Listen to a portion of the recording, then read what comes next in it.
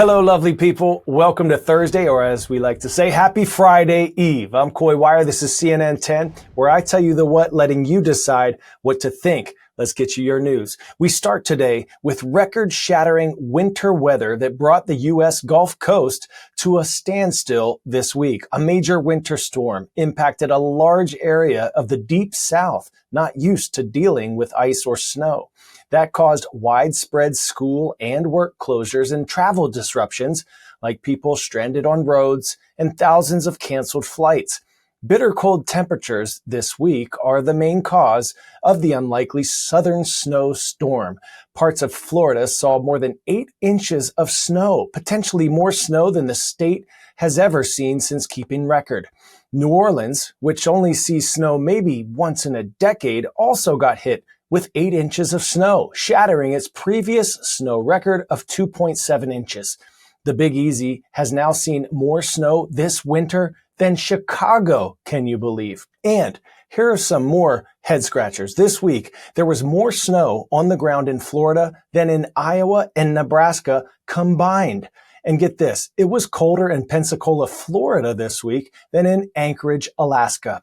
States of emergencies were declared from the Texas Gulf Coast to the Atlantic coast of the Carolinas as officials in impacted states urged residents to stay put.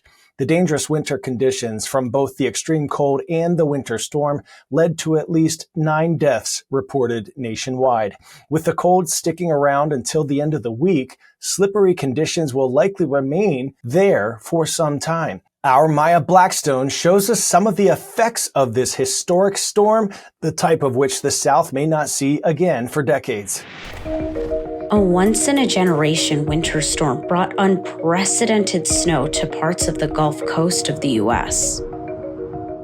Snow fell Tuesday from southeast Texas through Louisiana and into parts of Mississippi and Alabama, creating whiteout conditions, low temperatures, wind chills, and the first ever blizzard warning in southern Louisiana and far eastern Texas. More than 2,100 flights were canceled. Airports in Houston and Lafayette, Louisiana shut down. Other airports remained open, but flights were canceled. Travelers were also told to avoid hazardous conditions on the road, and many schools were closed. Government offices closed Tuesday throughout the Gulf Coast, and states of emergency are active in Louisiana, Georgia, Alabama, Florida, and Mississippi. 10-second trivia. What is the only continent that does not have an active volcano? Europe, South America, Australia, or Antarctica? Answer is Australia, which lies far from any tectonic plate boundaries where active volcanoes normally form. In Australia, an ambitious project is aimed at restoring ecosystems through a process called rewilding. By going back to indigenous practices used before Europeans introduced non-native plants and animals, locals, NGOs, and government officials are working to bring back lost species, restoring food chains, and improving biodiversity. This edition of CNN's Call to Earth shows us how the project is restoring the balance between humans and nature. Gurindar is an ancient place, now known as the Yorke Peninsula, South Australia. New research has recently revealed that its traditional custodians, the Narungga people, have lived on this land for at least 8,000 years, nurturing its fragile wilderness, its soul. Well, best practice has been here for millennia, and I think that's been ignored for way too long.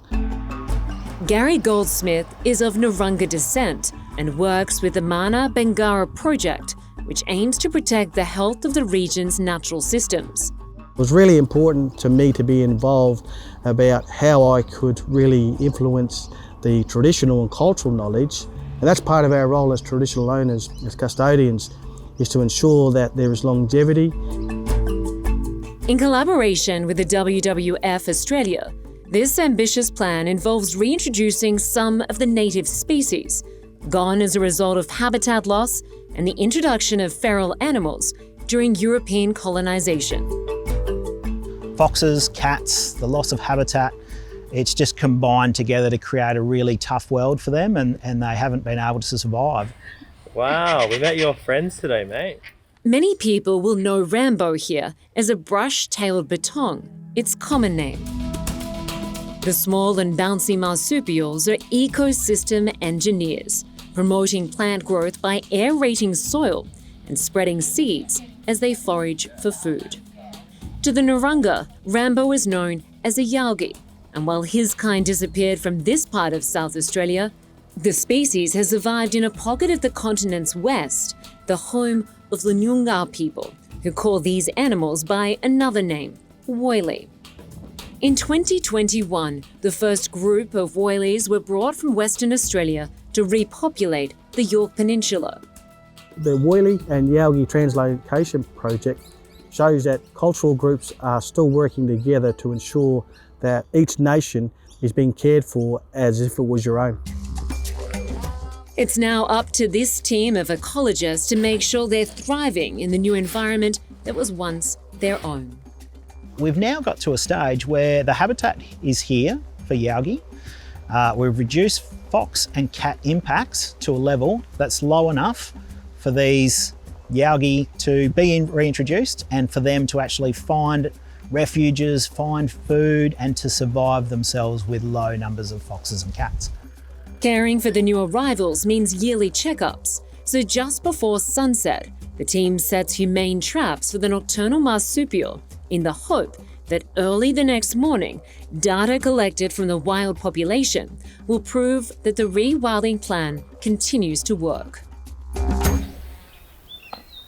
Daybreak and its discoveries fuel more hope.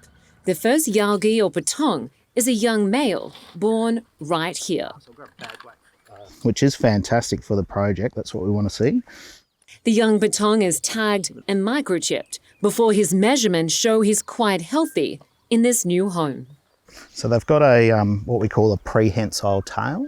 So that means they can actually grab things with their tail and sort of use it as a limb. One by one, they are tested and released, joining the now growing population of yalgi, woylie, bettong, a trio of names for one unique and vitally important critter, back on the Yorke Peninsula, Guranda, where they belong.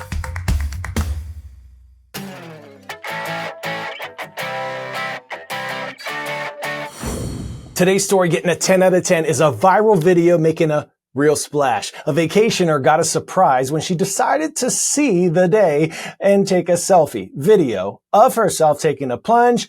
Her grip was no match for that splash though, and her phone went on its own underwater adventure. And can you believe it? She found some fantastic locals stopping by for a cameo in her still recording phone video when she played it back. Take a look.